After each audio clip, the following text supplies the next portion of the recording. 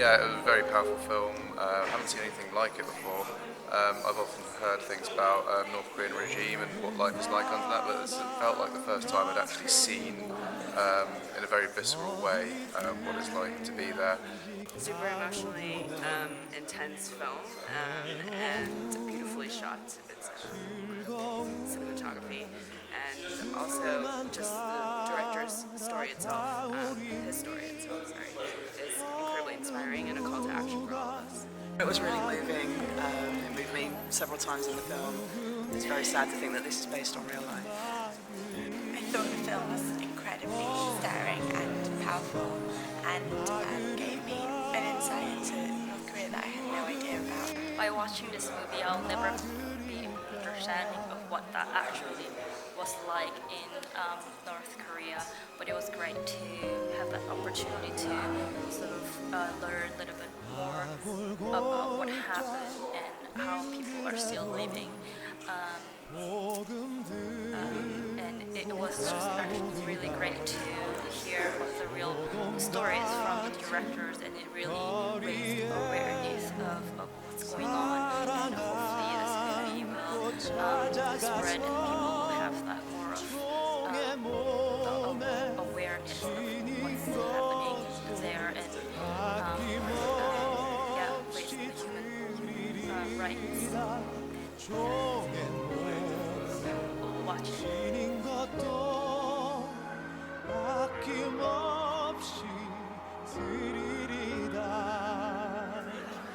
Just watched The Gift of Love.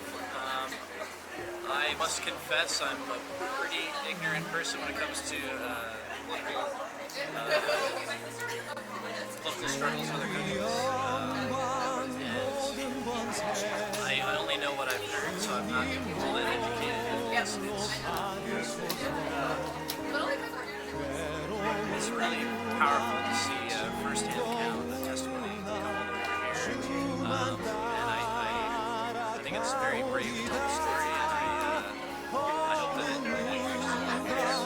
Okay, so just got out of the film. Thought it was really a story that's not been told to me in my schooling.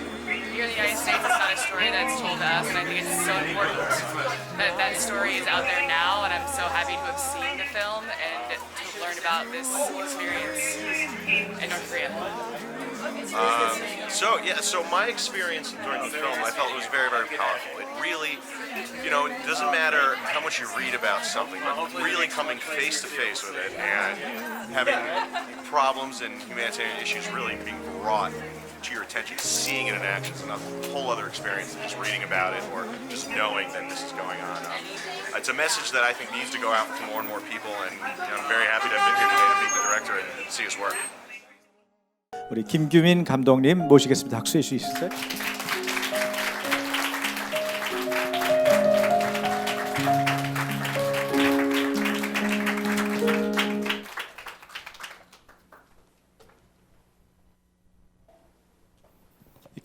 강대상을 앞에 놓고 하면 여러분이 너무 안 보이실 것 같아서 저희가 좀 어색하지만 우리 김규민 감독님도 약간 그 대인 뭐라 그러나 공포? 다른 사람한테는 하시는데 본인은 아마 카메라 잡히고 사람들 쳐다보는 게 이게 익숙하지 않으셔서 여러분 격려의 박수 한번 더 해주세요.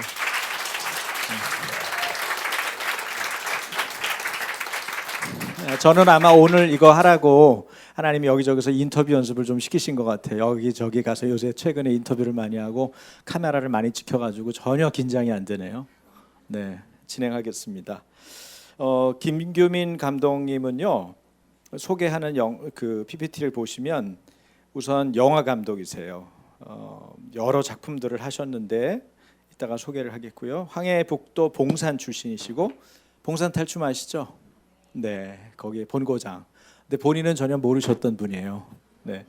그리고 주식회사 한마음 프로덕션 감독이시고 한양대 연극영화과를 나오시고 나중에 대학원은 또 정치외교학을 공부를 하셨어요.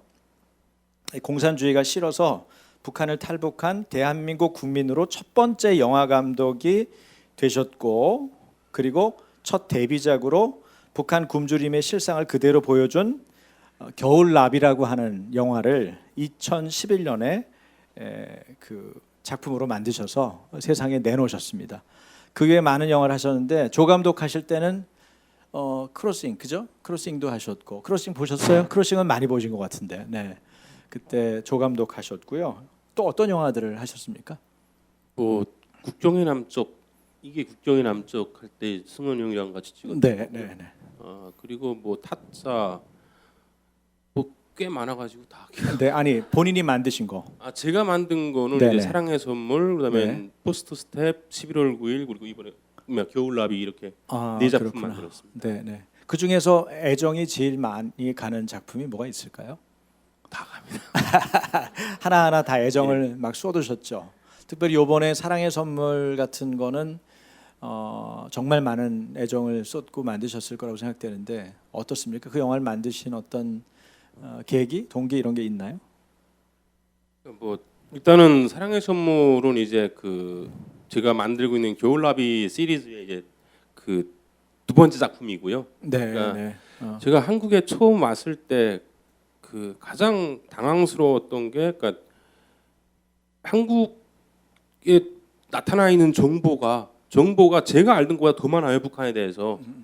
그런데 실제 물어보게 되면 본인들은 모릅니다, 그거를. 그러니까 정보는 충분히 오픈되어 있는데 그거에 대해서 너무 모르고 두 번째로 참 슬펐던 게 김일성이나 김정일이가 죽었을 때는 그렇게 전 세계 신문과 우리나라 언론들이 난리가 나는데 제 눈앞에서 죽어간 그 수백만의 사람들에 대해서는 그냥 말하게 되면 아유 참 불쌍하다 뭐 이 정도밖에 안 되는 거예요. 그래서 그게 너무 억울했어요. 네, 네. 그게 너무 억울해서 사실 이제 제가 북한에서 실제로 봤던 어떤 사건들 중심으로 해가지고 힘자랄 안고 한 5편 정도도 만들겠다. 그래서 만들기 시작했고 사랑의 선물 같은 경우는 그 두 번째 작품입니다. 그렇군요. 제가 95년도에 그 정릉교회 소년부 전도사 시절에 사실은 그 기아선상에 있는 얘기를 조금은 들었거든요. 그래서 아이들하고 수련회를 가서 북한에서 먹는 똑같은 옥수수 죽을 먹었어요. 맛 되게 없었죠. 근데 맛 되게 없는데 그 맛없는 옥수수를 얘네들은 먹고 산다. 30분짜리 그 북한에 관계된 비디오가 그때 다행히 있어서 그 애들을 보여주고 너희들도 이 옥수수죽을 한 끼 식사로 대신해서 먹어보겠냐. 제가 그랬는데 뜻밖의 아이들이 한 명도 예외 없이 다 먹었어요. 그리고는 그 캠프 때 가장 인상적이었던 프로그램이 뭐였냐 그랬더니 안성문 전도사님 설교요 이러지 않고 그때 옥수수죽 먹고 한 끼 굶은 것이 기억에 남습니다. 근데 제가 95년도로 기억하거든요. 근데 사실 그런 정보를 말씀하신 대로 충분히 알고 있고 우리도 지금 보려면 다 볼 수 있어요. 지금 이 사랑의 선물 관객이 지금까지 본 사람이 몇 명쯤 봤습니까? 대략? 오늘 아침에 확인했을 때 6,510명인가 그 된 걸 알고 있어요. 6,500 넘었군요. 할렐루야. 네. 관심이 없는데 이렇게 영화를 만들어서 계속 도전하시는 거예요. 6,000명 넘으면 사실은 대박이죠. 독립영화에서는 뭐 네. 엄청난 겁니다. 여러분 이해 잘 안 되실 거예요. 뭐 100만, 뭐 1000만만 들으셔가지고 다 그런 줄 아는데 박수 한번 쳐주세요. 그러니까 우리 세계적으로도 알려져 있고 우리 국내에서도 알만한 분들은 김규민 감독님 다 아시는데 제가 이제 뒷조사를 좀 해보니까 그리고 본인이 이번에 어쨌든 영화 만드신 게 대박이 터진 거예요. 근데 저는 6,000명이 아니라 60만 명이 보기를 원합니다. 예, 여러분 기도해 주시고 어떻게든지 이게 전달되고 알려지기를 바랍니다. 김 감독님 고향이 황해북도 봉산이라고 들었어요. 그곳은 어떤 곳인지 그리고 대한민국 오시기 전 그곳에서 어떻게 지내셨고 제일 궁금한 게 북한을 빠져나온 어떤 동기 이유가 어떤 거였는지 듣고 싶습니다. 네. 봉사는 이제 뭐 물론 한국에 와서 봉산 탈춤이 있다는 것도 알았는데요. 그냥 제 고향이고 돌 많은 곳이고 옛날에는 이게 공업지대입니다. 그러니까 특히 황해도 지방에서도 이제 황해남도 쪽으로 가게 되면 농촌 그 논밭이 있는데 저희 동네는 이제 석회석을 가지고 뭐 시멘트를 만든다던가 그것이 발달한 공업지구였었는데요. 살기 좋았고 뭐 나름대로 그때까지는 아무 문제 없이 살았습니다. 그러다가 이제 이게 식량난이 시작되면서 이제 제일 많은 사람이 죽은 그런 지역이 돼버린. 그게 94년도쯤 94년도부터 네, 시작됐습니다. 그럼 갑자기 그 기아나 이런 게 온 것입니까? 그런. 그러니까 이렇게 한국에 와서 보니까 잘못 생각하는 게 굉장히 많더라고요. 그러니까 무슨 북한의 식량난이 그러니까 한마디로 왜 어떤 자연재해 때문이라고. 근데 제가 봤을 때는 절대로 아니거든요. 왜냐면 그때 당시 뭐 북한이 만약에 특별히 뭐 이렇게 갑자기 그해 뭐 비가 안 내리고 마르고 해가지고 이제 몇십 년 동안 잘 살다가 죽으면 별 문제인데 쭉 그렇게 살아오던 상황에서 갑자기 그때 그런데 그 이유가 뭐냐면은요. 그 김일성이가 죽으면서 엄청난 양의 돈과 물자를 피라미드 만드는데 쳐놓았습니다. 그래가지고 그때 당시 지금 김일성이 김정일이가 있는 그 금수산 기념공원이라고 그러죠. 거기에다 쳐놓은 돈만 해도 북한 주민들이 3년 동안 아무것도 안 하고 먹고 살 수 있는 돈이 이미 들어갔습니다. 거기. 그러니까 실질적으로는 자연재해하고 아무 상관없고요. 그 피라미드 만들어라고 그 많은 북한 주민들이 죽은 겁니다. 그러니까 이게 그냥 죽음이라는 게 사실 누구나 다 맞는 거잖아요. 하나님 부르시면 가야 되는데 그 굶어 죽는 고통이 얼마만큼 힘드냐면요. 이게 한 4일쯤 지나면은요. 아무것도 안 먹고 4일쯤 지나게 되면 온몸이 편안해져요. 배고픈 생각도 없어지고요. 그리고 옆에 뭐가 있어도 굳이 그거 뭐 손대고 싶지 않아집니다. 그리고 한 8일쯤 지나니까 내가 누워 있는지 서 있는지가 헷갈리고요. 그러면 그냥 뭔가 이렇게 또 있는 느낌이에요. 그런데 끊임없이 이제 그러니까 몸 자체가 막 고통스러운 느낌 있잖아요. 그런 느낌들은 진행되는데 그게 머릿속에서 스스로 휘적하는 것 같더라고요. 그때쯤 되게 되면 이제 이미 사람 몸에서 열릴 건 다 열렸고 이제 뭐 배설물 나오고 다 그런 상황이 되거든요. 그 죽어서 이제 굶어 죽은 사람들 가서 보게 되면은 그 처참함이라는 게 진짜 말할 상황이 아닙니다. 근데 그렇게 수백만의 사람들이 죽었는데 정말 한 가지 예만 들어준다면은 제가 그 북한에 있을 때 도로 시설대라는 데는 다녔어요. 그러니까 도로를 관리하고 이제 특히 이제 김일성이라든가 김정일이가 다니는 1호도로 같은 경우에는 이제 계속 청소하고 그래야 되거든요. 근데 이게 할머니 한 분이 앉아 계시는데 가다 보니까 이렇게 앉아 계시는 거예요. 그래서 첫날은 그냥 힘드시니까 앉아 계시는가 보다. 그래서 우리는 이제 나 지나면서 가는데 다음날 똑같은 자리에 앉아 계세요. 그래서 할머니 돌아가셨구나 했는데 우리 못 건드려요 그거를. 왜 그러면 거기에 할머니가 앉아 계신다고 돌아가셨다고 그건 누가 말을 해야 되지 않습니까? 그러면 그 말한 사람이 치우라고 그래요. 그럼 제가 그걸 어떻게 합니까? 그분 모셔다가 그러면 파고 거기다가 뭐 묻고 하려면 어느 정도의 저도 힘과 노력이 들어가야 되는 거지 않습니까? 근데 그게 한두 사람이 아니고 그런 사람들이 부기지수인데 어떻게 치웁니까?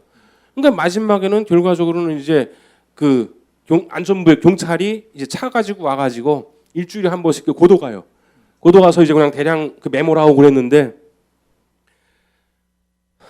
예. 네.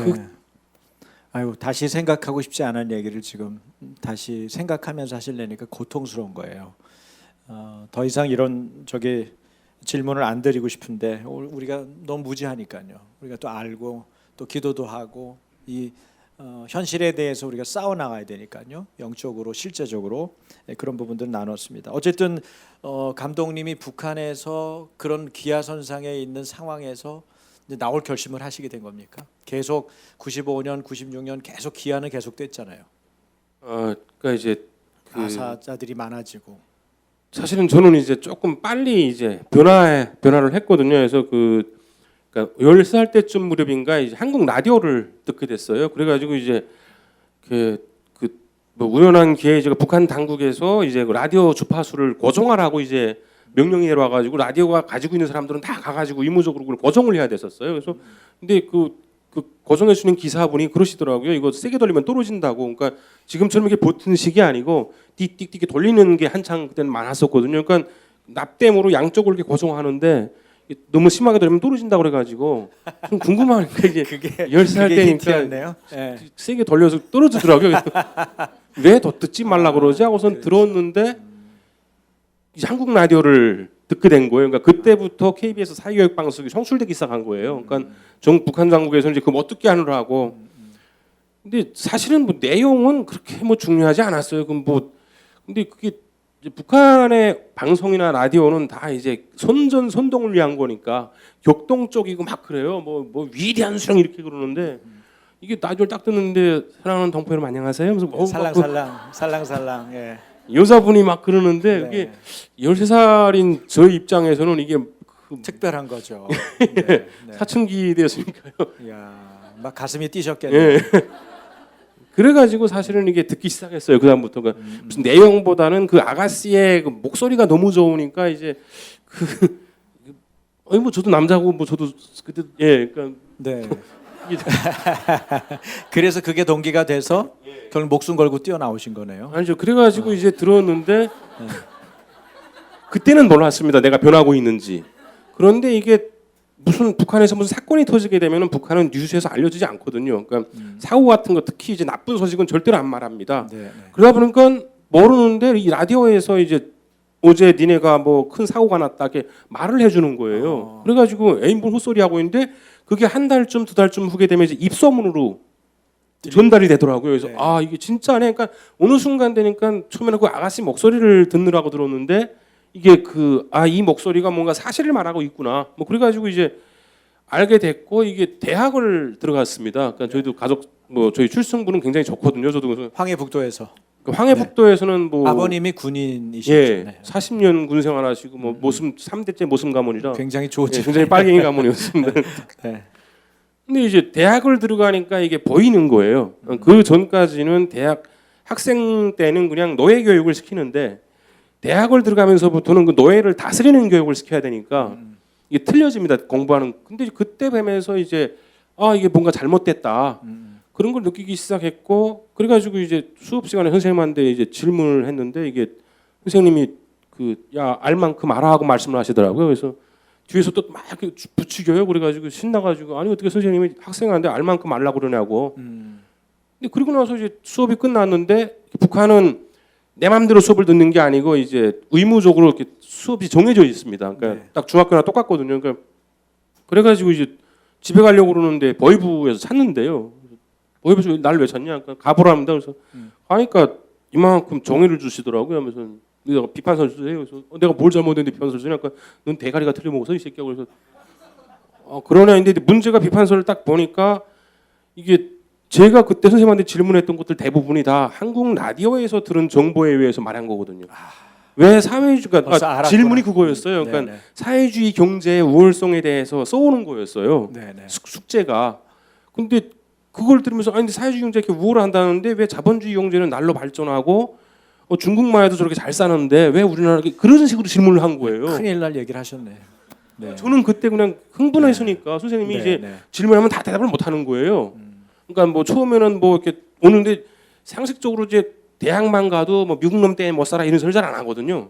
왜냐하면 그 다음부터는 노예를 다스리는 사람을 만들어야 되기 때문에 그러다 보니까 이제 이거 내가 이 말을 하는 순간에 난 끝이겠구나 하고서 이제 도망쳤어요. 근데 물론 그 사이에 무슨 일도 있었지만은 북한에서는 자퇴하게 되면은 무조건 혁명합니다. 그러니까 왜냐하면 자퇴라는 거는 그 당국에서 배워주는 그런 지식을 안 배우겠다는 거거든요. 그러니까 정부에 반항하는 꼴이 되는 거예요.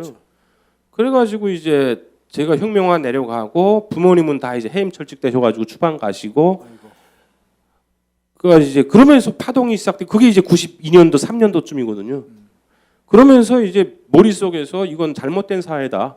이거는 공산주의 사회가 아니다. 그래가지고 이제 나쁜 짓 여기서 말하면 아닌데, 그러니까 뭐 일종의 그쪽에서는 이제 그러니까 북한은 이제 그 모든 큰 기업소에 가게 되면은 김일성 혁명상 연구실이라 가지고 이제 김일성이나 김정일의 어떤 역사 사적들을 이렇게 쫙 사진으로 이렇게 붙여놓은 이런 방이 있습니다. 네. 거기서 이제 생활청하다고 강연도 하는데 이제 그거를 이제 가서 다 부셔버린 거예요. 큰일 났네. 근데 이게 안 잡더라고요. 그러니까 처음에 며칠은 막 그러는데 그게 조용해져요. 근데 나중에 알고 보니까 이게 그런 문제가 발생하게 되면 그 기업소의 당 대표나 사장은 모아집니다. 그러니까 지들이 그걸 다 무마시킨 거예요. 그냥 자기네 회사 내부로. 네. 근데 이게 한 번 하니까 신나더라고요. 그래가지고 이제 그 두 번째는 또 그 김일성이라든가 김정일이가 이제 생일되게 되면은 전국에서 모여서 이제 모든 극장에서 다 공연을 합니다. 경축 공연을. 그리고 의무적으로 그건 봐야 되고. 그래갖고 이제 2월 16일 맞으면서 이제 그 김정일이 경축공 생일 경축 공연하는데 들어가가지고 이제 무대 장치다 뽀셔버리고 그랬어요. 그러니까 야, 그게 그런 게 북한에서 가능하네요. 저희는 예. 그런 거를 전혀 아무도 많습니다. 아, 그래요. 많은데 이게 그런 것들이 일어나도 그렇죠. 누군가가 그걸 기사화해야 되고 사람들한테 알려줘야 되는데 뭐 한번 데모 일어나 가지고 예. 전차 부대가 가서 깔아뭉겠다 그런 얘기는 예. 한번 들었거든요. 성림에서 했었는데 뭐 어. 근데 이게 많은데 대신에 저처럼 이렇게 그냥 스스로 화가 나고 네. 그래서 일어나는 일들이 대부분이다 보니까 잡히면 끝입니다. 그러니까 그렇죠. 잡히면 그냥 뭐 가다 버리든가 죽여버리면 되니까요. 그렇죠. 그래서 거기서도 또 안 잡혔어요. 아무튼 그래서 그래가지고 이제 마지막에 이제 북한에서도 이제 명식상으로는 선거를 합니다. 투표라는 것도 하고 근데 이제 투표장이 어떻게 생겼냐면은 여기 이렇게 김일성이 사진이 크게 있고요. 여기 사람들이 이렇게 쭉 서 있고요. 여기 투표소가 있어요. 투표함이 그러면 저기서 걸어 들어와 가지고 투표함에다가 놓고 인사드리고 내려가면 되는 거예요. 근데 그때는 몰랐는데 한국에 와서 보니까 그 옆에 이렇게 네모난 이게 테이블 위에 연필이 한 자루 넣어 있거든요. 근데 그게 이제 내가 반대면은 그 페이퍼에다 거기 가가지고 반대 체크를 하면 그 투표가 반대가 되는 거래요. 근데 저기서 쫙 지켜보고 있는데 어느 미친놈이 죄송합니다. 그러니까 100% 거의 그냥 찬성 예, 투표가 되는 거예요. 그런 것이거든요. 그러니까 네. 북한의 투표소는 대부분 다 그래서 이렇게 김일성의 개용 사진이 있어야 됩니다. 그래서 대부분 극장들에서 많이 해요. 그래서 그 투표소 들어가가지고 또 이제 다 잘라버리고 뭐 이제 그렇게 했습니다. 그래서 체포됐다가 그 4월 27일 날 이제 공개 처형이 확정됐다고. 그래서 이제 친구애가 돌아가가지고 이제 뭐 기회를 잡던가 아니면 알아서 죽으라 해갖고 이제 그 미리 알려줬네요. 그래도. 예, 몰래 들어와서 이제 그러니까 원래는 이게 부모님이 힘이 좀 있어가지고 그냥 강도 사건으로 해가지고 이제 바꾸려고 했거든요. 네. 살리려고. 근데 이게 그 보이비에서 보기에도 그게 이제 그 옆에 가게 되면 이런 악기들도 많거든요. 극장 가게 되면은. 근데 그 악기 하나에 엄청난 돈을 하는데 왜 그 쓸데없이 김일성이 앞에 있는 촌들만 다 잘라버리고 그 밑에 테이블 망가뜨리고 그럴 이유가 없잖아요. 강도면은. 그래서 이제 잡혀 있다가 그러면 친구가 말하는 바람에 이제 그냥 못 먹고 이제 병원에 나왔다가 못을 드셨어요? 예. 이거 예. 죽으려고 그런 게 아니라 살려고 그러신 거예요? 못을 드신 이유가? 뭐 두 가지 그러니까 그냥 죽던가 아니면 이제 죽든지 혹시 살면은 예. 그것 때문에 도망. 병원을 갈 수가 있으니까요. 그러니까 근데 이제 공개 처형이 확정되다 보니까 이제 이게 죽이면 안 되지 않습니까? 공개 처형이 4월 27일 날인데 제가 4월 11일 날인가 못을 먹었거든요. 그러니까 그때까지는 살아 있어야 얘를 죽이는 거니까요. 그러니까 이제 병원에 데려가서 살려주더라고요. 그래서 그때 살려줄 때 도망가신 거구나. 예. 예, 그래서 여기까지 왔습니다. 뭐 거기 뭐 사연이야 또 얼마나 많으셨겠어요. 나오시는 과정. 어쨌든 그 탈북하면서 제가 좀 궁금한 것 중에 하나가 제가 듣기로는 지금 김정은 정권이 제일 두려워하는 게 USB. 네, 맞습니까? 뭐 지금 여기 외부 소식이 남한 들어가- 쪽에서 보내는 USB. 그냥 쉽게 말하면 남쪽의 소식을 알리는 거, 그렇죠? 네, 그렇다고 그러더라고요. 그래서 남한에 못 내려올 거다 이렇게 주장하는 분들도 내려오면은 카메라 비출 거 아니에요. 말이라도 하고 남한에 있는 소식이 자연스럽게 그렇죠. 뭐 5.18 사건도 막 찍다가 보니까 막 한국이 보이고, 예, 그래가지고 나중에 다시 넘어오는 분들도 생겼다 그런 얘기도 들었거든요. 그 88년도 때쯤 되니까 저희 중학교 때인데 그때 이제 한국에서 데모하는 거를 굉장히 많이 보여줬어요. 근데 이게 보여주는데 대학생들은 그냥 뭐 아나운서는 이제 남순에서 그렇게 싸우고 있다, 독 자유를 막 그러는데 보니까 이게 건물들도 삐까뻔쩍하고 애들이 다 탱탱해요. 그러니까 우리는 안 싸워도 말라 죽겠는데 이게 그리고 살쪘고, 예, 여기 이게 청바지 찢어진 거 보면서 저렇게 대학생들이 입을 옷이 없어가지고 이제 찢어진 옷 입는다고 그래서 그런데 그 옷보다는 또 다른 거 입은 거 보게 되면은 뭐 그렇죠. 깔끔해요. 그러니까 이게 네. 악용량이 되기 시작하면서 그게 이제 상용을 안 했어요. 그 다음부터는 그런 식으로 이제 자충수를 많이 뒀습니다. 그렇죠. 네. 탈북하면서 많은 일이 있으셨을 것 같아요. 그 혹시 그때 과정 중에서 혹시 나눠주고 싶은 거 있으면 나눠주세요. 그게 쉽지는 않았을 것 같은데요. 황해북도면 저 미치잖아요. 그러면은 위로 또 올라가셔야 되고 중국도 넘어가셨죠. 예. 네. 뭐 오픈하실 수 있는 것만 뭐다 그러니까 과정을 얘기하시기는 어려울 거고. 제가 뭐 첫 번째 탈북할 때는 뭐 어차피 수술하고 뭐 일주일도 안 돼서 오다 보니까 뭐 거의 정말 요만한 툭도 이제 못 넘어요. 그냥 배가 뚫려 있으니까 이 힘이 하나도 없더라고요. 그러니까 그래서 그때는 그냥 열심히 걸어가지고 이제 한 달 보름 만에 이제 두만강을 건넜어요. 근데 그때는 그냥 그렇게 건너고 제가 나름대로 이제 그 우리 학교에서 이제 수영 연기를 하게 되면은 마지막에서 육동을 했거든요. 나름 물에 들어가게 되면 빠져 죽지는 않는다고 하는데 두만강에 딱 들어서는 순간에 그냥 또 내려갈 수밖에 없습니다. 이게 힘이 하나도 없으니까요. 그래서 아무튼 이제 그렇게 살았었고 그런데 이제 그때보다는 사실은 잡혔다가 이제 그 중국에서 잡혀가지고 두 번째 들어갈 때 여러분 그 북송을 한번 경험하셨나요? 예. 아 그렇구나. 정말 북한으로 딱 들어서는 순간에 지금까지 그 화려한 중국 여기보다도 못하지만은 사실은 한국의 시골보다도 못한 게 중국의 연변이었는데 그것도 칼라였지 않습니까? 근데 이제 북한으로 딱 들어서는 순간에 그 잿빛의 그 느낌은요. 아 이거 내가 여기서 과연 살아날 수 있을까? 뭐 그런 생각인데 진짜 그 사람이 제가 중국에서 하나님을 맺고 이제 기도 그때는 뭐 그렇게 그냥 그 솔직히 말해서는 이제 살 때가 필요하니까 교회 가가지고 도움 받느라고 이제 하나님을 믿은 거죠 사실은. 그러니까 그랬었는데 그 교회 이 기도하고는 뭐 별로 신경 안 썼어요. 그냥 이제 그랬었는데 그 잿빛의 것을 딱 보니까요 정말 끊임없이 기도가 나옵니다. 내가 죽게 생기니까 정말 열심히 기도하더라고요. 지금도 아마 몇 번 안 했습니다 그런 기도를. 근데 참 그래서 들어갔다가 이제 저랑 같이 들어갔던 친구들 중에 그 한 반이 죽었어요. 거기서 그냥 반이 죽었는데 한 가지만 말씀을 드리면 이제 그 제가 거기서 반장을 했거든요. 수용소에서. 또 있다 보니까 반장을 했는데 어느 날 이제 그 이호실에서 자꾸 냄새가 난다고 그래서 이제 갔어요. 근데 거기 알턴 할아버지 한 분이 계셨거든요. 근데 뭐 별다른 문제가 없더라고요. 그래서 나오다가 뭔가 느낌이 이상해가지고 다시 들어갔어요. 야 저거 할아버지 저 이불 좀 치워보라고 이불 쭉 치는데 막 이렇게 살이 묻어있던 게 막 떨어지는 거예요. 이불에 붙었다가 너무 열받아가지고 이제 이 녀석들 다 나와가지고 개처럼 팼어요. 진짜로 니네가 사람이 새끼들이냐고. 근데 애들이 막 울면서 뭐라고 그러냐면요 배고파서 그랬다고. 그러니까 딱 옥수수 200알 정도를 줘요 한 끼에. 그거 옥수수를 간 것도 아니고 그냥 삶은 옥수수. 그러면 그 반도 소화가 안 돼요. 그걸 주는데 이 어른들 그 이호실이 애들하고 노약자방이었는데 애들은 더 작게 주거든요. 한 100몇 알을 줘요. 애들이 너무 배가 고프니까 그 할아버지는 못 움직이니까 배달을 해서 식사를 시키거든요. 그 할아버지 목까지는 누구 나눠 먹을 수 있잖아요. 하면서 반찬농주 죄송합니다. 배고파서 그렇습니다 그러는데 진짜 왜 그 때리면서 같이 운다는 거 있잖아요.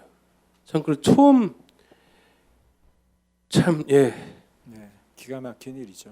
네, 그것도 지금 뭐 우리나라하고의 거리로 생각할 때 얼마나 가까운 거리에 있습니까? 아프리카보다 더 참혹한 그런 지금 아사 현장에 하여튼 너무나 고통스러운 현장이 지금도 생생하시니까 그런 것을 경험하다가 이제 탈북을 하셨단 말이에요. 탈북하셔서 남쪽에 내려왔는데 여기는 완전 딴 세상이잖아요. 굉장히 어떻게 보면 탐욕과 정욕과 이기심과 자기들밖에 모르고 위에서 굶어 죽는지 어쩌는지 관심도 없고 아까 말씀하신 그런 부분에서의 어떤 특별히 저는 교회가 이런 부분에 무지하고 무관심한 것에 대한 분노 같은 것도 있으셨을 것 같다는 생각이 드는데 남한에서의 적응이 많이 어려우셨을 것 같아요. 그 적응하던 시간들 얘기를 조금 들려주실 수 있을까요? 제가 한국에 와가지고 이제 한국에 올 때까지는 정말로 이제 엄청나게 크리스찬이었어요. 왜냐하면 제가 중국 국경을 넘으면서 화장실에서 하루 종일 있었거든요. 화장실 똥통 안에서 도망쳐 따라와가지고 여러분 그 진짜 사람이 급하게 되면은 정말 열심히 기도하잖아요. 그때 정말 하나님이 이렇게 살려주셔가지고 이제 한국에까지 왔는데 문제가 이제 한국에 와가지고 하나원에서 이제 교회를 다니는데 그때 이제 어떤 교회 목사님들이 오셔가지고 이제 막 말씀을 하시는데 이제 그때부터 제가 그분하고 다투고 이제 성경 집어 던지고 한 4, 5년을 교회를 안 갔어요 진짜로. 뭐라고 그러시냐면은 근데 왜 하나님은 저렇게 북한을 저기 냅두시냐? 뭔 죄가 있어서 그런데 그래서 아니 무슨 놈이 죄가 한국 사람들은 없고 북한 사람들만 있냐고. 원죄는 다 같이 가지고 있는 거고 아담의 자식이라면 다 가지게 되는 건데 왜 그게 북한 사람들만 있냐고. 그러니까 하나님의 큰 뜻 속에 포함되는 거예요. 그래서 열받아가지고 이제 그딴 하나님은 안 믿는다고 이제 들어가서 이제 참 그래서 그런 걸 보면서 특히 이제 교회들이 그 뭐 모든 교회가 다 그렇지는 않겠지만은 비즈니스를 하는 것 같더라고요. 그러니까 교회가 신도들을 하나님 품으로 인도하는 게 아니고 하나님을 믿으라고 그러는 게 아니고 돈을 믿으라고 그러는 느낌 있잖아요. 그런 느낌을 굉장히 많이 받았어요. 그러니까 그렇구나. 그 교회에 가서 이제 저희가 중국에서 숨어서 기도할 때는 저희가 중국에서 성경 공부를 하는 반이 정말로 간절해요. 왜? 이 순간에도 중국 공안이 들이치게 되면은 잡혀서 끌려가야 돼요. 그러니까 정말로 간절히 기도하거든요. 근데 그러면서 저희도 그때 뭐 했냐면 한국 교회를 위해서 기도했었거든요. 나도 급해 죽겠지만 아무튼 한국 교회를 위해서 기도했었어요. 중국에서. 예. 근데 한국 교회 와서 보니까 엉망인 거죠. 예, 그게 너무 아니더라고요. 그래서 그러니까 참 그래서 처음에 딱 갔는데 뭐 교회 증축한다고 뭐 그거 얘기가 이 기도의 절반이에요. 그래서 제가 사과드리겠습니다. 죄송합니다. 제가 뭐 한국 교회 대표는 아니지만, 근데 오늘 감독님 아마 이런 얘기를 들으려고 그랬을까요? 오늘 저기 양풀 예배 설교 제목이 뭐죠? 하나님이 계신데 왜 나쁜 일이 찾아올까요? 그렇죠? 위에서도 아이들한테도 예수님이 함께 하는데 왜 제자들이 풍랑을 만나고 바람을 만났냐? 뭐 이런 얘기를 나눴어요. 우리 성도들은 대답할 수 있을 거예요. 세상의 신이 그죠? 누구예요? 마귀 사탄이거든요. 고린도후서 4장 4절에 있는 말씀처럼. 그리고 자연재해가 오죠. 자연재해가 옵니다. 그리고 사람들이 실수하고 죄를 지어서 찾아오는 그런 어려움들이 있죠. 근데 그거를 막연하게 저렇게 얘기하면 누가 동의하겠어요? 악한 마귀 사탄은 하나님 만나는 거를 원하지 않아요. 그러니까 북한이 평양에서 얼마나 뜨거웠습니까? 얼마나 하나님 앞에 바르게 예배하려고 그분들이 헌신했겠어요? 거기 1% 정도밖에 안 되는 크리스찬들이 예배를 하면요, 그 상가가 다 문을 닫았어요. 장사를 안 하고 예배를 했다고요. 그 정도로 뜨거운 분들이 평양에서 예루살렘, 제2의 예루살렘이라고 하는 평양이었거든요. 이거 얼마나 사탄 입장에서는 평양을 집어 삼키고 씹고 싶겠어요. 근데 미끼가 있었던 거죠. 죄의 틈도 있고. 근데 그런 부분을 공산주의자들이 뭐 소련에서 그죠?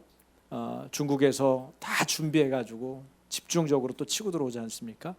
뭐 그런 이제 어떤 우리 근현대사, 한국의 근현대사를 이해하면은 이 결코 그분들이 잘못해서 이런 일이 생기지 않았다는 걸 우리는 알아야 됩니다. 그리고 이런 부분에 대해서 우리가 함께 싸워야 되는 의무가 우리 안에 있다는 걸 알아야 될 것 같고요. 아무튼 적응기에 대해서 제가 좀 보니까 대학에서도 또 대단하셨더라고요. 연극 영화 이게 하시면서 나오네요. 예, 한양대 연극영화과 졸업하셨는데 1학년 때 적응이 안 되셔가지고 뭐 일단 애들이 대학생들이 강의 잘 안 듣잖아요. 우리 성도님들처럼 잘 들어주는 게 아니거든요. 우리 성도님들 반응 굉장히 좋으시죠. 네. 근데 교수님 강의하면은 막 굉장히 떠들었나 봐요. 그러면 이제 감독님이 어떻게 하셨죠? 그러니까 이게 북한에서는 대학들 가게 되면은 정장 입고 넥타이 매고 그리고 이제 선생님한테 질문하는 거 빼고는 답변하는 거 빼고는 말 안 합니다. 그러면 내가 학생이지 선생님이 아니잖아요. 그게 맞는 거죠, 사실은. 근데 이게 그 비싼 등록금 주고 그리고 데모는 왜 해요? 그런데 그 수업 시간에 떠들고 그 웃긴 게 제가 화가 났던 게 자기 돈 아니지 않습니까? 네네. 부모가 돈 줘가지고 와가지고 공부 열심히 하라고 그러는데 데모는 하면서 그러면 데모하려면 명분을 가지려면 공부라도 열심히 해야 되잖아요. 이게 수업 시간에 선생님보다 더 지위가 더만 말이에요. 그러니까 그래서 제 입장에서는 이게 도저히 이해가 안 되고 또 특히는 이제 저는 북에서 오다 보니까 이 영어 관련된 영화 쪽에 대부분의 영어가 다 일본어라든가 그 영어거든요. 그러다 보니까 이제 못 알아들으니까 그거 알아들으려고 굉장히 노력하다 보니까 제일 앞에 나가서 이제 수업 듣고 그랬었는데 뒤에서 하도 떠드니까 이게 정신이 하나도 없는 거예요. 그렇지 이제 아무 생각 없이 일어나가지고 이 개새끼들 다 죽여버린다고 저 영화라고. 그 다음부터는 아무도 떠들질 않고. 그러면 이제 김 감독님이 근데 좀 늦게 들어가셨죠? 나이가 한 26, 7? 예, 7쯤 들어가는데 대학생인데 복학생보다도 더 나이 많은 대학생이 얼굴도 험악하게 생겼고 아, 말도 근데 거칠고. 그 전에 제가 이제 그 오리엔테이션을 갔을 때 네. 그때까지는 제가 이모염이 아니고 이제 한 60몇 킬로 이렇게 되니까 이제 또 운동을 좀 하다 보니까 이제 네네네. 아침마다 일어나 가지고 이제 그 체육관 같은 데서 조용한 데서 운동을 했었는데 그 체육관이 있더라고요. 그래서 아침에 일어나 가지고 체육관에서 뭐 덤블링도 좀 하고 했었어요. 아. 근데 누가 본 거예요. 그러니까 이제 북한에서 특전사했다. 야. 아무도 깜짝 못하겠네. 그런 애가 이제 갑자기 일어나 가지고 이 개새끼들 다 죽여버린다 그러니까 그럼 이제 다음 날부터 이제 홍해의 기적을 봅니다, 진짜. 지나가면 다 비켜주고. 그러니까 자기들 많이 얘기하잖아요. 그럼 저도 이제 지나가게 되면 쫙 갈라. 근데 학창 시절에 계속 그러진 않으셨죠? 한 6개월 한 정도. 6개월만. 그리고 이제 또 진심도 같이 나누셔서. 제가 더 떠들더라고요. 네, 그렇죠. 안 그러면 외롭죠. 네, 또 연극영화는 분인데 나중에 어려움이 생길 수 있으니까. 사진 지금 본인이 영화를 찍는 분인데 지금은 배우로 또 출연하신 거죠? 예. 네. 그다음 사진 올려주세요. 이거는 지금 목수를 하시는 겁니까? 이번에 그 세트 만들 때 돈이 그러니까 없어가지고 지금 사람 인건비 줄이시려고 본인이 나무 또 하신 거죠. 제가 인상적이었어요. 네. 그다음이요? 네. 그다음 네 이거는 이제 크로싱의 몽골리아에서의 로케이션 사진. 굉장히 많은 분들이 참여했네요. 예, 스텝이 한 200명 넘게. 이렇게 외국까지 나가서 막 돈 쓰고 그러면은 진짜 비용 많이 들겠어요. 이게 그때 한 34억 정도. 네, 그렇죠. 지금 감독님 사랑의 선물은 얼마나 들었습니까? 비용이? 영화 만드시는 협찬 포함해서 뭐 현금으로 치게 되면 한 3억 정도 들었습니다. 3억이요? 아, 그렇구나. 그럼 3억이면 몇 명이 봐야지 감독님 수고하신 수고비라도 건질 수 있어요? 한 10만 봐야 됩니다. 그렇죠. 제가 60만 잘했네. 네, 60만 맞습니다. 네, 그렇게 해야 돼요. 이번 사랑의 선물 그죠? 우리 꼬마고 우리 이 사랑의 선물은 여우주연상 퀸즈 영화제 여우주연상도 받고 그 다음에 런던 그 영화제에서는 작품 그죠 우수 작품상도 받고요. 굉장히 여러 곳에서 아주 호평을 받은 그 영화입니다. 여러분들 보시고 같이 좀 공감을 하시면 좋겠다는 생각이 들고요. 소식도 같이 나누고 우리 청년 중에서 이런 질문을 한 친구가 있어요. 왜 관객이 선호하지 않는 북한 인권 개선 영화만을 감독님은 지금 볼 때는요 그토록 고집하는지. 제가 여러분 보기에 제가 북한 사람 같으세요? 배 나왔지 시험을 꾸며지 제가 말하잖아요. 제가 여러분들 앞에서 이렇게 북한 이야기 하게 되면은 실제 북한에서 내가 겪은 거에 10분의 1도 다 못 가져갑니다. 그렇죠. 그리고 제가 말하잖아요. 그러면 여러분이 이제 집에 들어가셔가지고 식사하시고 다른 거 한번 하시고 저녁 때쯤 되잖아요. 그러면 아까 걔가 와서 뭐라고 말하긴 했었는데 뭐 말했었지 하고 생각됩니다. 그게 사람입니다. 그러니까 실제 사람과 사람 간의 말행고는 사실은 그렇게 오래 가지 않습니다. 그런데 여기서 버신 분들 계실 거잖아요. 버신 분들, 저 사랑의 선물 버신 분들은 아마 그 제가 최소한 작게 잡아도 10년은 그 후유증에서 못 벗어납니다. 그게 영화의 힘입니다. 그러니까 영향력. 네. 뭐 우리 쉽잖아요. 그 예수님이 만약에 후배들 다 제자들 다 있고 그러면 완벽하게 다 전 세계에 이렇게 성당과 교회가 들어섰을 때 오셨으면은 저런 역사가 일어났을까요? 예수님 아무것도 없을 때 오셨잖아요. 제가 감히 비교할 건 아니지만은 그 지금 이걸 보여주지 않으면은 제가 이거를 실제 이 영화를 정말로 정상적으로 찍는다고 하게 되면은 한 30억 정도는 들어가야 됩니다. 왜냐하면 저 세트 뭐 그리고 배우들 출연비 이게 다 주자면은 그렇죠. 한 30억 정도를 줘야 되거든요. 네. 근데 그렇게 제가 30억을 이 영화를 위해서 투자 받으려고 다니려면은 아마 저 죽을 때까지 안 될 겁니다. 왜냐하면 일단은 북한 인권에 대한 것 자체를 영화판에서는 금기시합니다. 그렇기 때문에 절대 투자를 안 해서요. 네. 그러면 제가 알바를 해서 벌어야 되는데 제가 알바해가지고 30억을 벌 확률이 아니 뭐 그날 영화 보고 나서 사진 촬영하면서 뭐 알바를 하고 오셨다고 그랬나? 알바를 하러 가야 된다고 그러시는가 그러시더라고요. 그래서 제가 사실은 그 얘기 한마디로도 감독님이 얼마나 이 영화를 만들면서 애를 썼고 수고를 했고 정말 사명감을 가지고 만드시는가 그런 걸 느끼겠어요. 저게 네. 그래도 저렇게 나왔으니까 지금 6,500 명의 사람들이 봤거든요. 이제 물론 극장에서의 스코어가 더 올라갈지 안 올지는 모르지만 어쨌든지 간에 이게 이제 오프라인에도 열립니다. 열리게 되면은 최소한 한 10만에서 20만 원 법니다. 그렇군요. 겨울나비도 한 10만 원 받거든요. 오프라인에서. 그 10만 원 변합니다.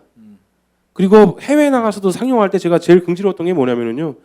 관객이 왜 이런 영화를 지금이야 만들었냐고 물어보더라고요. 그거 들으면서 그래도 내가 주님이 시켜서든 어떻게든지 내 진짜 왜 나를 이런 길로 인도하신지는 모르겠는데 아무튼 참 어쨌든 만들어 가지고 저렇게 됐다는 그것 때문에 만드는 겁니다. 그러니까 힘들고 고통스럽지만은 누군가는 말해야 되고 그것이 점점 멀어지면 멀어질수록 남의 일밖에 안 되기 때문에 맞아요. 예 그래서 열심히 하고 있습니다. 네. 말하는 거 가지고는 부족하고 보여줘야 되고 봐야만 영향력이 있고 또 제대로 알려야만 이 문제에 대해서 같이 할 수 있다라는 얘기신데요. 자, 그러면 저 감독님 사실은 좀 더 물어볼 게 많은데 제가 몇 가지만 더 여쭙고 오늘 예배 정해진 시간이 있기 때문에요. 감독님은 어떻게 예수님 만나셨어요? 그리고 예수님 만나신 다음에 감독님은 어떤 변화가 있었다고 생각하십니까? 사실은 저는 예수님을 만난 거는 사실은 지금 생각해 보게 되면은 라디오를 들으면서 만났어요. 근데 그때는 라디오에서 하나님만 뭐 기도하면 다 이루어지고 그래가지고 야구 참 남두순이는 하나님이라는 훌륭한 사람이 있어가지고 그 얘기만 잘하면 다 들어주는가 보다 했었거든요. 사람으로 이해하셨고. 예, 저는 그 하나님 뭔지 모르잖아요. 그렇죠. 그러다 보니까 이제 그냥 참 그 훌륭한 사람이 있나 보다. 그냥 그렇게만 생각했었고 이제 중국에 들어가 가지고는 이제 거기서 이제 하나님이 어떤 분이시고 이런 걸 이제 사실은 이제 얻어먹고 살기 위해서 들어갔어요 교회를.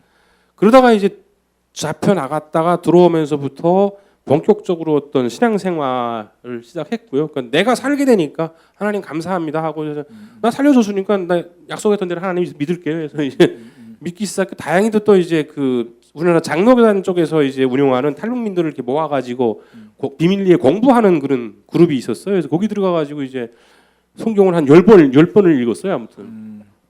근데 그대로 가만히 있으면 좋았었는데요. 어느 날 갑자기 같이 공부하던 친구들이 도망쳤어요. 나중에 알고 보니까 제가 버이브 스파이라고 소문이 났대요. 그래서 그때 참 많이 울면서 기도했던 것 같습니다. 그러니까 왜 나한테 왜 내가 아니지 않습니까? 근데 왜 그런 생뚱맞은 소문이 나가지고 다 내가 그 중국 땅에서 혼자서 뭐 어떻게 해요? 그래서 근데 더 웃긴 거는 그게 없었으면 저는 한국에 못 왔습니다. 만약 제가 거기서 계속 공부를 했고 그 친구들이 도망가지 않았다면은 저는 한국에 못 왔습니다. 그리고 그래서 이제 연태로 가느라고 한국 쪽으로 가까이 가느라고 버스를 탔어요. 근데 진짜로 이거는 지금도 제가 생각해도 기적이라고 생각하는 게 버스를 딱 탔는데 제가 있던 데가 제남시였는데 제남시를 딱 벗어나는데 20명짜리 버스였는데 앞에서 경찰이 세워요.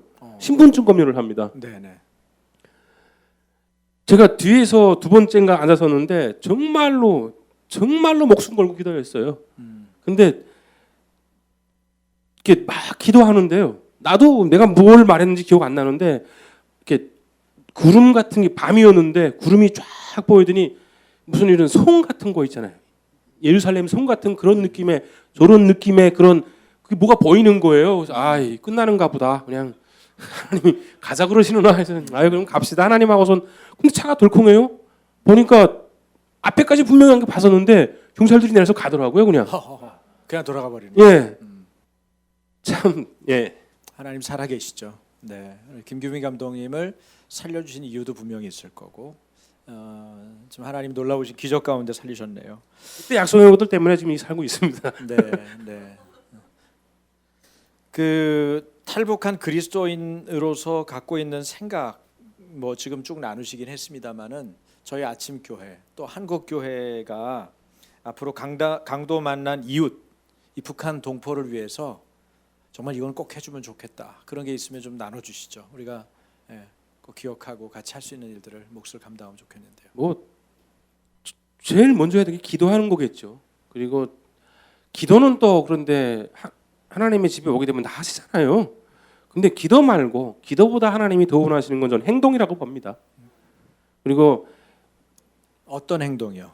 근데 지금 사실은 기도의 의미가 우리가 잘못 알고 있는 우리 크리스찬들이 잘못 알고 있는 거는 기도는 삶까지를 포함하는 게 기도예요. 기도하고 행함이 없다 그러면 사실 그게 믿음으로 기도한 게 아닙니다. 근데 어쨌든 그걸 포함하시는 거죠. 근데 어떤 삶을 원하시죠? 어떤 행동을 이 크리스찬들이 보여줬으면 좋겠다 그런 어떤 간절함 같은 게 있으셨을 것 같거든요. 그리스도인들이 이렇게 동역하고 마음을 같이 해주고 그러면 얼마나 좋았을까 하는 그런 것 중에 느끼신 거 한두 가지를 좀 나누시죠. 뭐 일단 개인적으로 봤을 때는 일단 제 영화가 오픈됐으니까 더 많은 분들이 볼 줄 알았어요, 사실은. 왜냐하면 크리스찬들은 볼 줄 알았어요, 진짜로. 그랬는데 이제 안 보시더라고요. 예, 그래서 이게 아직은 우리나라의 크리스찬들이 어쩌면은 교회하고 집 뺏기는 다른 데 가는 건 싫어하시는가 보다 생각했는데 사실은 지금도 충분히 할 수 있어요. 그럼 뭐 핸드폰들은 다 가지고 계시잖아요.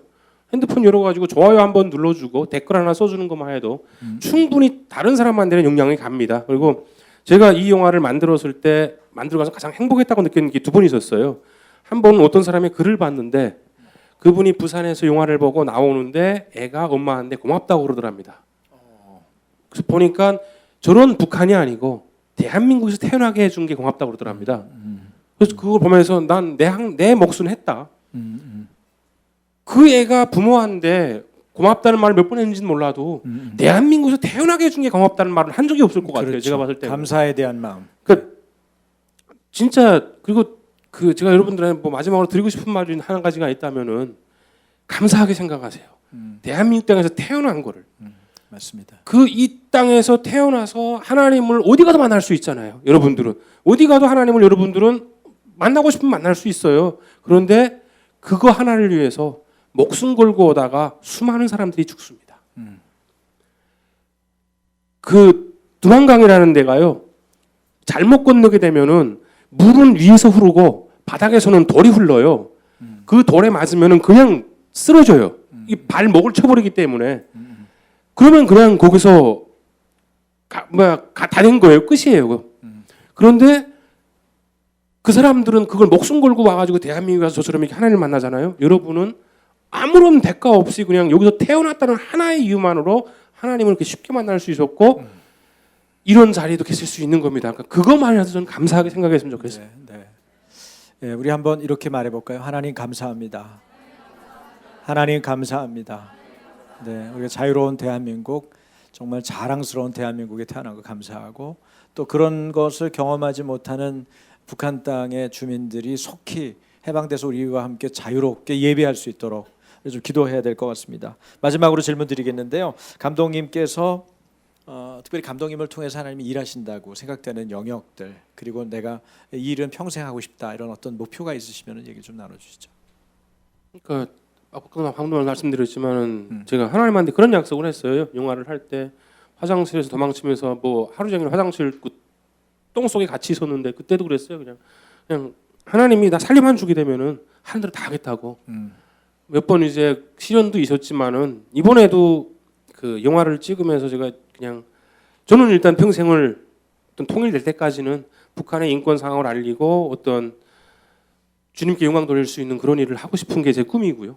그리고 그 이번 영화 찍을 때 여러분 그 하나님이 어떻게 역사하시는지를 하나만 말씀드리고 싶은 게 제가 영화를 정말로 힘들게 찍었거든요. 정말 돈이 없어가지고 뭐 알바하고 저 세트도 이제 저게 정상적으로 만들려면 1억 넘는 돈이 들어가는데 제가 목수일을 하다 보니까 나름대로 하나님이 이게 다 예비하셨더라고요.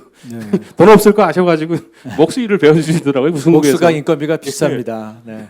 그래가지고 이제 이게 딱 만들었는데 만들고 나서 촬영을 딱 들어갔는데 야외 촬영을 해야 되는데 계속 비가 오고 날씨가 흐린 거예요. 그래서 기도했어요. 이게 카메라 촬영 장비들은 다 비싸요. 비 맞으면 난리가 나는 거예요. 네. 그러니까 야, 하나님 제발 좀 비 좀 멈춰달라고. 이게 뭐 하는 짓이냐고. 여기까지 오게 오고 나한테 왜 그러냐고 도대체. 그렇게 기도드리면서 막 했는데 뭐 끝나는 날까지 비 왔어요. 아무튼.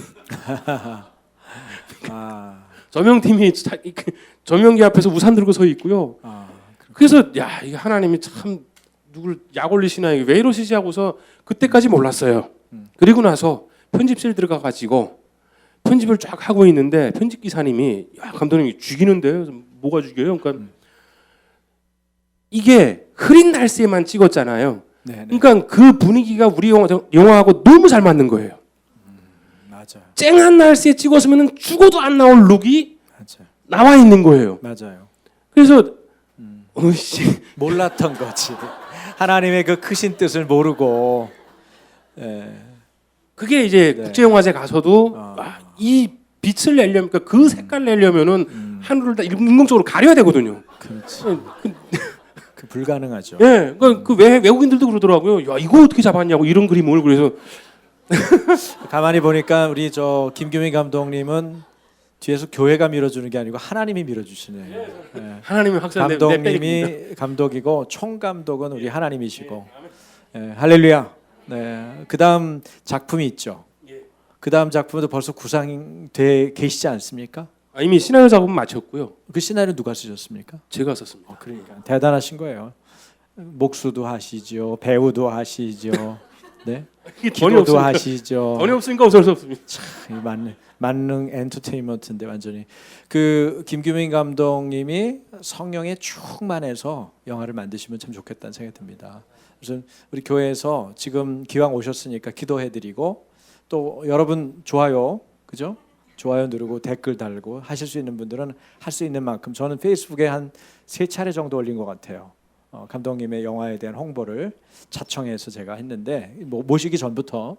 근데 여러분 큰 일을 하는 게 중요한 게 아니고 내가 할 수 있는 작은 일을 통해서 섬기는 게 중요합니다. 하나님이 일이라고 생각되면 양보하지 않고 그 일을 하는 게 참 중요하다고 생각되는데요.